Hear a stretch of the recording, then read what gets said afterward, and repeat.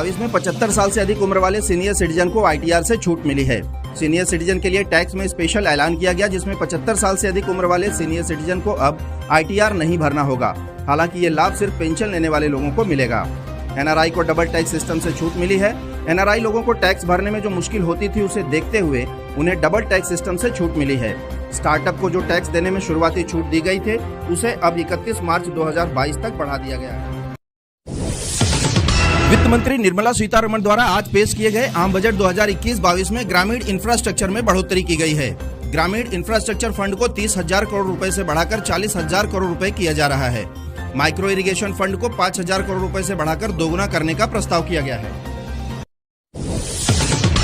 आम बजट 2021-22 पेश करते हुए वित्त मंत्री का ऐलान, विदेशी निवेश अब 74% तक। बीमा सेक्टर में भी हो गया बड़ा बदलाव। वित्त मंत्री निर्मला सीतारमण ने आम बजट पेश करते हुए विदेशी निवेश को लेकर बड़ा ऐलान किया है। साथ ही बीमा कानून में बदलाव करते हुए एक बड़ा निर्णय लिया है।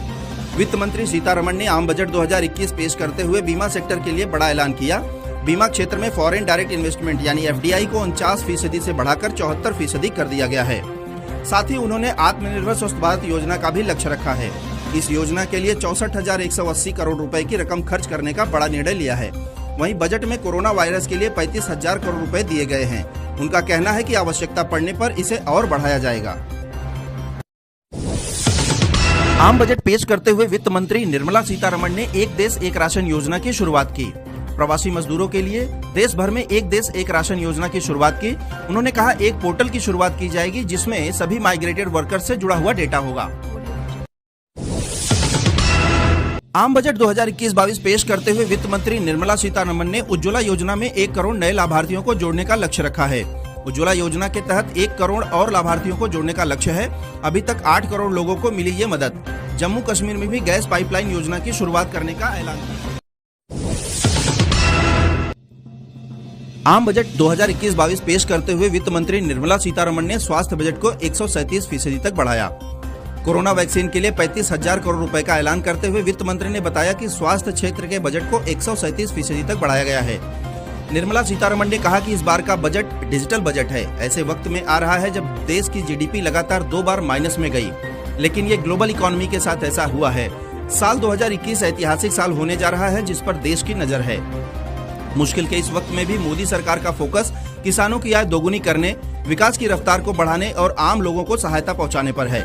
निर्मला सीतारमण ने कहा कि मोदी सरकार की ओर से कोरोना काल में आत्मनिर्भर भारत पैकेज कई योजनाओं को देश के सामने लाया गया, ताकि अर्थव्यवस्था की रफ्तार को आगे बढ़ाया जा सके। आत्मनिर्भर भारत पैकेज में कुल 27.1 लाख करोड़ रुपए की मदद जारी की गई।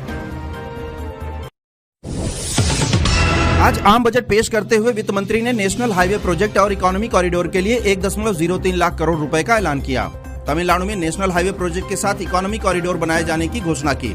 उन्होंने कहा, केरल में भी 65,000 करोड़ रुपए के नेशनल हाईवे बनाए जाएंगे।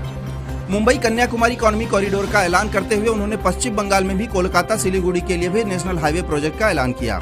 साथ ही असम में अगले 3 साल में हाईवे और इकोनॉमी कॉरिडोर बनाए जाने का ऐलान भी वित्त मंत्री ने किया। भारत सरकार में वित्त मंत्री निर्मला सीतारमण द्वारा संसद में बजट भाषण के साथ ही देश के लिए बजट 2021-22 का ऐलान किया गया। कोरोना संकट के कारण पटरी से उतरी अर्थव्यवस्था के बीच पेश किया जा रहे बजट पे आम जनता समेत हर व्यक्ति की नजरें टिकी हुई थी। आइए देखते हैं आज के आम बजट की कुछ मुख्य बातें और इससे होने वाले आम आदमी को फायदे।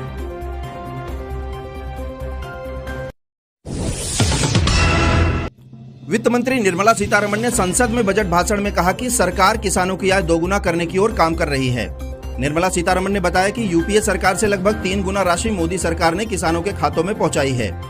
वित्त मंत्री ने कहा कि मोदी सरकार की ओर से हर सेक्टर में किसानों को मदद दी गई है। दाल, गेहूं, धान समेत अन्य फसलों की MSP बढ़ाई गई है। किसानों के लिए बजट में बड़ा ऐलान करते हुए वित्त मंत्री ने कहा कि किसानों को लागत से 1.5 गुना ज्यादा MSP दिया गया। उन्होंने बताया कि सभी कमोडिटी पर 1.5 गुना ज्यादा MSP दिया जाएगा और बताया गया कि वित्त वर्ष 2021 में MSP के लिए 75,100 करोड़ रुपए आवंटित किए गए। MSP को एग्री इंफ्रा फंड के दायरे में लाया जाएगा। देश में 5 बड़े फिशिंग हब बनाए जाएंगे। सीतारमण ने बोला कि MSP बढ़ाकर उत्पादन लागत का 1.5 गुना किया गया है। सरकार किसानों की भलाई के लिए प्रतिबद्ध है और कहा कि 2022 तक किसानों की आय दोगुना करने का लक्ष्य रखा है।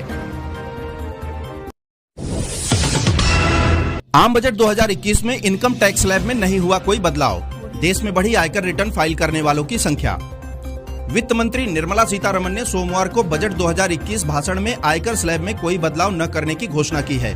उन्होंने बताया कि 2020 में आयकर रिटर्न दाखिल करने वालों की संख्या 6.84 करोड़ हो गई है, जो 2014 में 3.31 करोड़ थी। वित्त मंत्री ने पिछले साल अपने बजट भाषण में देश में नई कर व्यवस्था लागू करने की घोषणा की थी। नई कर व्यवस्था में कोई टैक्स छूट का लाभ नहीं मिलता। सरकार ने नई कर व्यवस्था या पुरानी कर व्यवस्था के तहत कर देने के विकल्प को करदाता को अपनी मर्जी से चुनने का अधिकार दिया है।